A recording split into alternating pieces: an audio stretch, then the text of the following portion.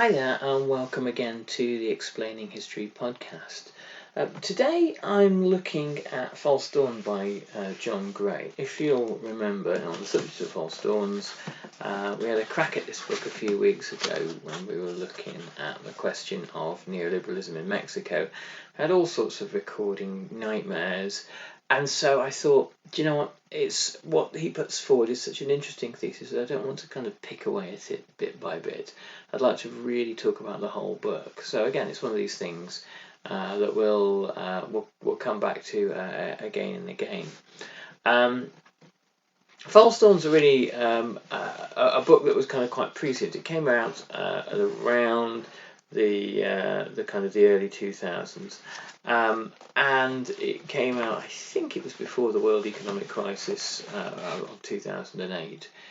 And the kind of the thesis he put forward, which is sort of slightly similar to that which is put forward by Donald Sassoon in the Anxious Triumph, which is a book I think I've talked about previously, is that a lot of the kind of the fantasies of global modernity, the idea that sort of global capitalist modernity is this unshakable force in the world, and also a potent source for solving all the world's problems through the magic of markets.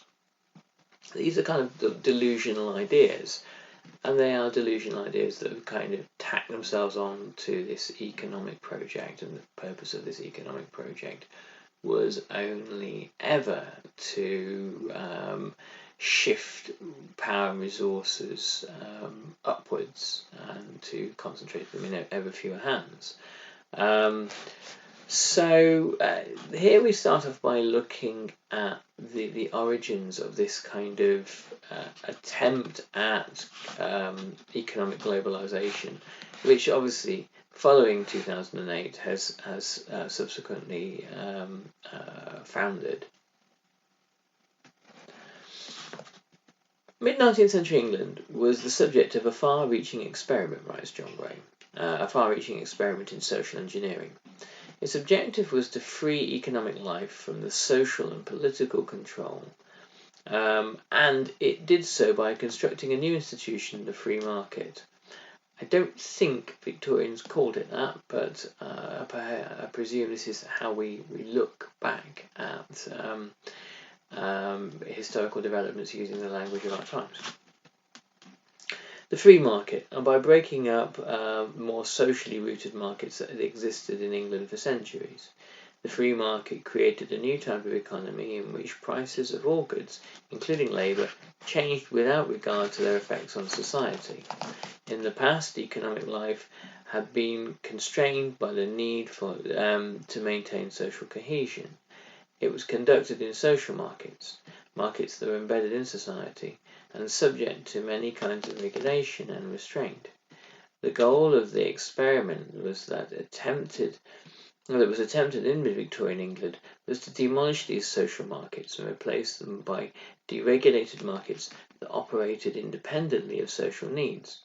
The rupture in England's economic life produced by the creation of the free market has been called the Great Transformation.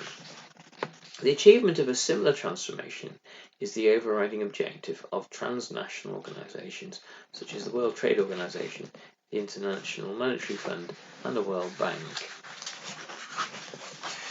and the Organisation for Economic Cooperation and Development.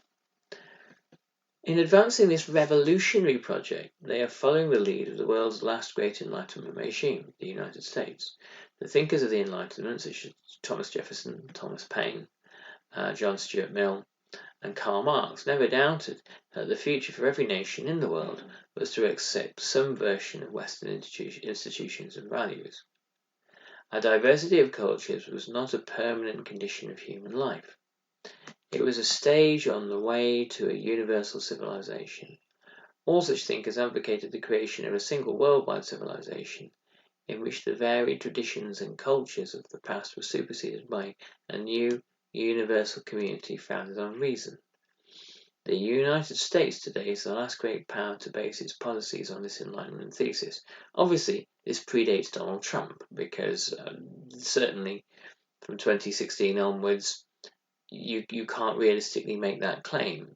Whether that is an element of that has returned under Joe Biden is questionable, but certainly there's an excellent book that I'm hoping to get around to pretty soon, The Rise and Fall of the Neoliberal Order by Gary Gersel, and on the front there are two pictures. One picture is the fall of the Berlin Wall, this fall of barriers to the linking up of markets and trade and these kind of neoliberal ideas of freedom. And then the second picture is that of Donald Trump standing in front of his wall. And whatever else Trump might represent, he certainly represents a huge disruption to this neoliberal consensus, and perhaps his time in office, Mark 1, we might get around to Mark 2, heaven forfend, was about an attempted return to great power politics. I don't think Trump himself understood it in those terms. I doubt very much whether he's read anything or understands anything on the subject.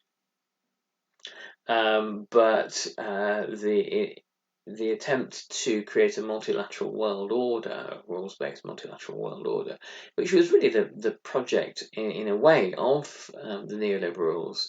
Quinn Slobodian's great book, The Globalists, identifies that this attempt to create an order throughout the 20th century, on and off from the 30s all the way through to the 1980s, was based on the assumption that something like that probably would happen. And so you needed to kind of capture globalization for the role of free markets. Anyway, suffice to say, whatever Trump is, he is a kind of an isolationist, nationalist who is not very interested in or keen on cooperation with anybody. And again, as I argue, probably doesn't really understand much to do with it anyway, but knows that kind of belligerence and being seen to be as unhelpful as possible certainly doesn't do his voting record any harm, his electoral prospects any harm. So, as said, the United States today is the last great power to base its policies on this Enlightenment thesis. According to the Washington Consensus, democratic capitalism will soon be accepted throughout the world.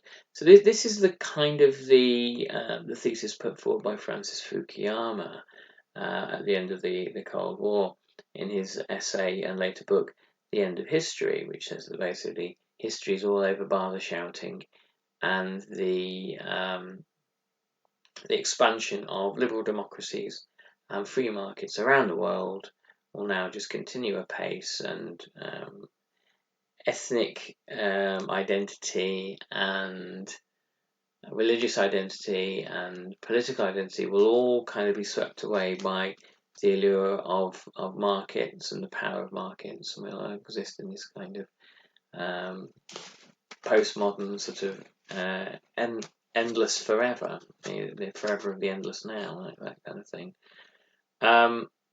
Obviously, the attack on the Twin Towers in 2001 was a bit of a clue that history wasn't over, and that there was far more to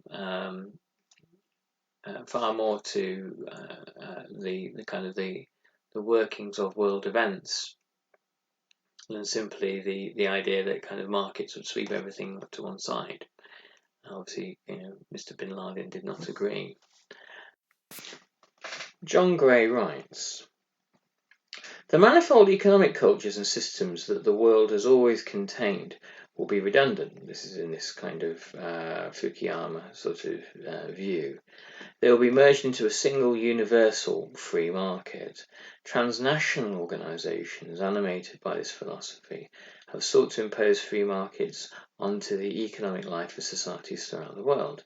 They have implemented programs of policies whose ultimate objective is to incorporate the world's diverse economies into a single global free market, this is a utopia that can never be realized.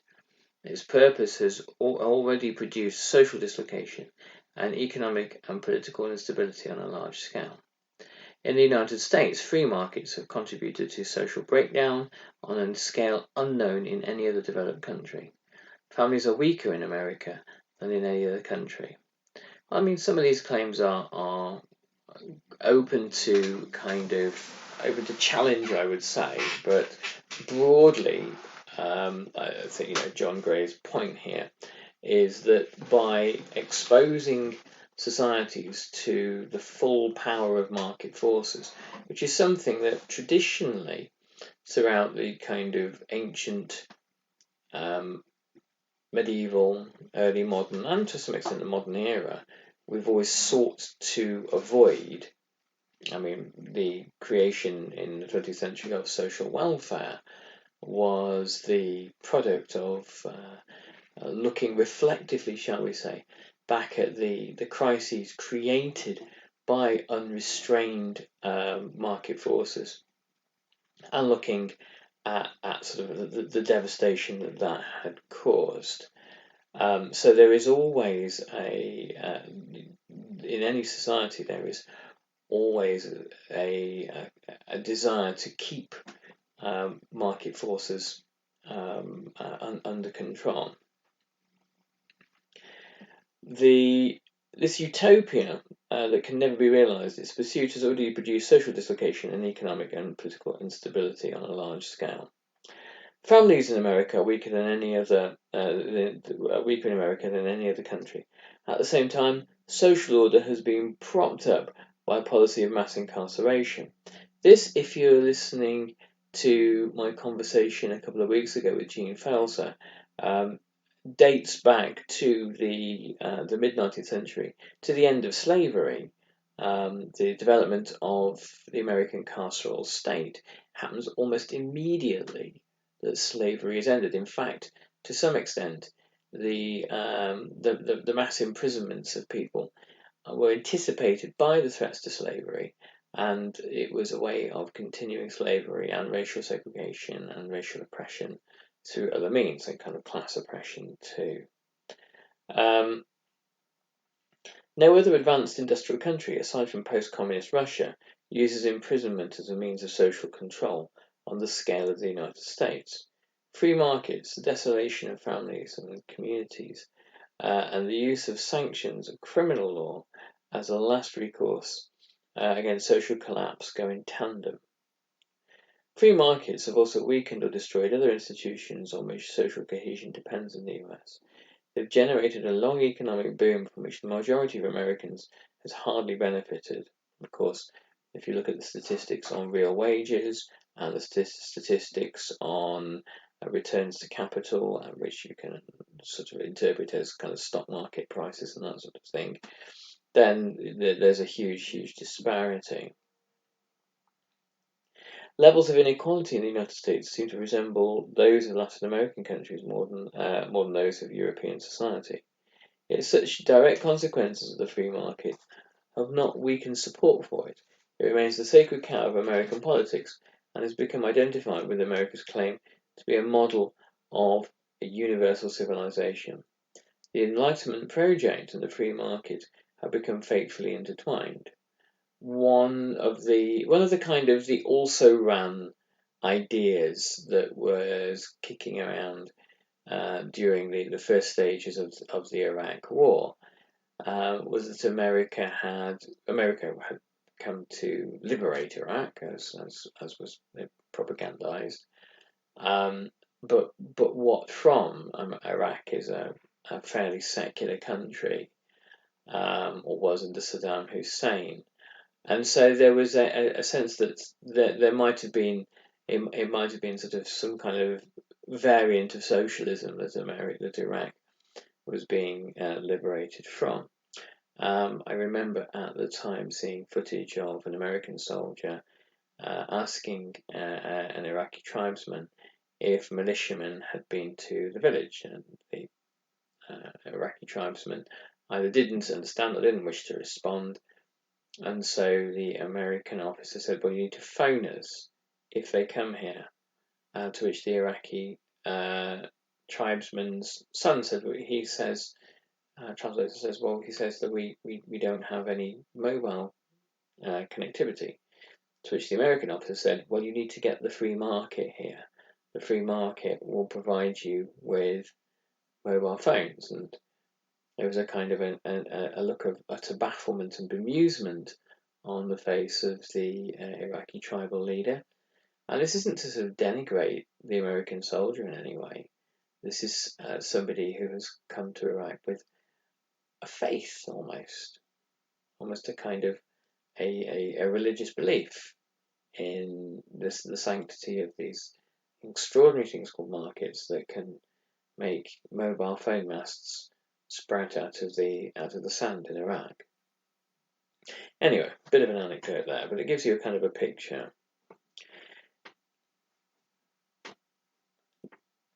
So, as discussed, it remains the sacred cow of American politics as has become identified with America's claim to be a model for a universal civilization.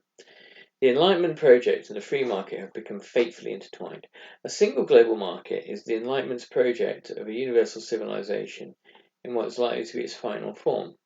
It's not the only variant of that project to have been attempted in a century that is littered with false utopias. The former Soviet Union embodied a rival Enlightenment utopia, that of a universal civilization in which markets were replaced with central planning. The human costs of that defunct utopia were incalculable. Millions of lives were lost through totalitarian terror, ubiquitous corruption, and apocalyptic environmental degradation. An immeasurable price in human suffering was extracted by the Soviet project, yet it failed to deliver the modernization it promised for Russia. Also see China, Maoist China, where both regimes, Stalinist and Maoist, were engaged in a sort of economic war with the rest of the world, with each other, and also against sort of nature. I mean, some of the more horrific environmental crimes were the product of a desire to kind of batter and subjugate nature into submission, to see nature as the kind of the wild beast that must be tamed or the enemy that must be destroyed in order for prosperity and abundance that would create the new world that both regimes were trying to build. The utopia of the global free market has not incurred a human cost in the way that communism did. Well, arguably that's not true. It depends what one thinks that the material costs or the human costs of colonialism were, upon which most of modern capitalism is based. Yet, over time, it may come to rival it in the suffering it inflicts. Already it has resulted in 100 million peasants becoming migrant labourers in China, the exclusion from work and participation in society of tens of millions in the advanced societies, and condition of near anarchy and rule by organised crime in parts of the post-communist world, and further devastation of the environment. Even though a global free market cannot be reconciled with any kind of planned economy, what these utopias have in common is more fundamental than their differences. In their cult of reason and efficiency, their ignorance of history, and their contempt for the ways of life they consign to poverty or extinction, they embody the same rationalist hubris and cultural imperialism that have marked the central traditions of Enlightenment thinking throughout its history. A global free market presupposes that economic modernization means the same thing everywhere. It interprets globalization of the economy, the spread of industrial production, and the interconnectedness of market economies throughout the world as the inexorable advance of a singular type of Western capitalism, the American free market. Now, as you'll probably know on this podcast, the thing that I like to talk about, the thing I think it's worthwhile talking about, the thing I think is most interesting to talk about, is the flow of ideas and the effect of ideas and the power of ideas. what ideas are capable of doing. Often often scary stuff to consider. And here we have a set of ideas which were born or came to their sort of kind of height in the mid 1990s, before 9/11, probably, but you might say between the fall of the Berlin Wall and 9/11 itself, in that long period, that sort of 12 or so years. And one would be forgiven for thinking in that period of time, as Fukuyama had, that capitalism had prevailed, and that it had prevailed to the extent that there was no other model. At the moment, there is no other model that stands any chance of becoming a kind of a version of economic functioning anywhere in the world. It might be that capitalism isn't so much defeated and overthrown as becomes something else, perhaps something even less benign, as the climate crisis bites and food and other resources become more scarce. Do we perceive ourselves shifting back to some form of feudalism, maybe? But the idea is the thing here. And John Gray, who's often written about the Enlightenment, says that this is one of the kind of the legacy of Enlightenment thinking. To which I think, well, perhaps that is true, but also it's part of a very unenlightened, sort of anti-Enlightenment set of ideas.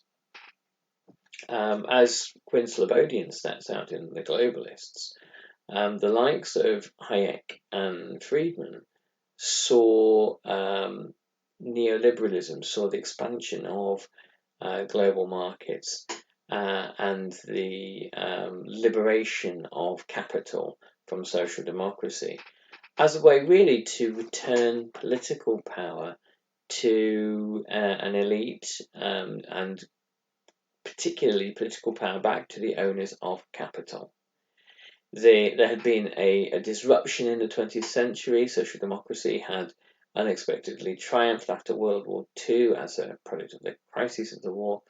And what that meant was that to some extent, in Britain, America, and other first world countries, that social democracy had temporarily got the upper hand.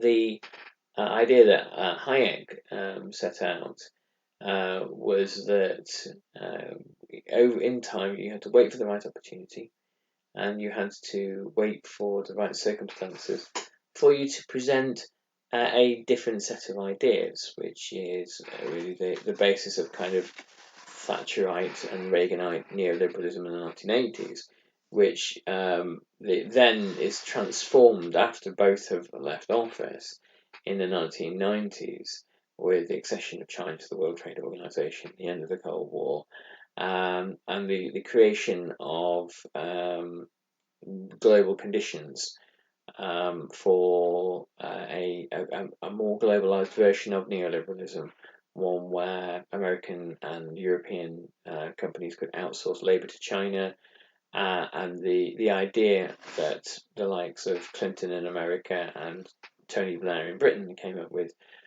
was that you need to keep all this going, this wonderful new system, and the way that you do that with and deal with the discontent that you have in your domestic markets, particularly, and this particularly relates to Tony Blair in Britain, is that you use the wealth generated by neoliberalism to kind of compensate in government welfare, for the mass unemployment or the decline of the mass unemployment in the 1980s, and the decline of traditional industries, as outsourcing took a bite. A global free market, writes John Gray, presupposes that economic modernization means the same thing everywhere. It interprets the globalization of the economy, the spread of industrial production into interconnected market economies throughout the world, as the inexorable advance of a singular type of Western capitalism. The real history of our time is near the opposite. Economic modernization does not replicate the American free market system throughout the world. It works against the free market. It spawns indigenous types of capitalism that owe very little to any Western model. Russian capitalism, Saudi Arabian capitalism, Indian capitalism, Chinese capitalism doesn't work like American capitalism. Not only in sort of highly superficial ways. The market economies of East Asia diverge deeply from one another, with those in China and Japan exemplifying different varieties of capitalism. Equally, Russian capitalism differs fundamentally from capitalism in China. So, I've always argued that when we talk about capitalism, people say, capitalism is this, capitalism is that, capitalism is good, capitalism is bad. Well, whatever you think of it, you have to talk about there being capitalisms, some more benign than others, some more brutal than others. Chilean capitalism in the 1980s was very different from Swedish capitalism. You might think of them both as capitalist countries where the private ownership of capital and the accumulation of power in that way was permitted and even encouraged, but in completely and radically different economies and societies. All these new species of capitalism have in common is that they are not converging on any Western model. The emergence of a truly global economy does not imply the extension of Western values and institutions to the rest of humankind. It means that the end of the epoch of Western global supremacy. The original modern economies of England, Western Europe, and North America are not models for the new types of capitalism created by global markets. Most countries which try to refashion their economies on the model of Anglo-Saxon free markets will not achieve sustainable modernity. As is often said, the one thing that seems to have worried American policymakers more isn't Chinese communism, but Chinese capitalism. Okay, well, there we'll leave it today. And so, thanks very much. We've got some more amazing interviews coming up soon. I'm arranging, I don't want to say it now, but perhaps the biggest interview we've ever done on the Explaining History podcast. Very, very exciting, possible interviewee, but anyway, more on that later. So, yes, cool things are coming. A quick word, and I hate doing this. In these kind of parlous times, advertising revenue drips in tiny, tiny little kind of nano payments and that kind of thing. Another one of kind of the capitalism's great lies, but there you go. I do a Patreon, and we have some regular subscribers. Anyone that can support us via Patreon, that's great. Or if you can't commit to a regular payment or a regular subscription, if you can give us a one-off donation to keep the podcast going, there's obviously kind of costs involved and that kind of thing. Would be very, very grateful. So I'll put a link down below. Anyone who's able to give a one-off donation will be very, very gratefully received. Again, money's such a vulgar topic, isn't it? But there you go. These are the brutal economic realities to which we all must submit. Okay, thanks very much, everybody. I'll catch you on the next Explaining History podcast. All the best. Bye-bye.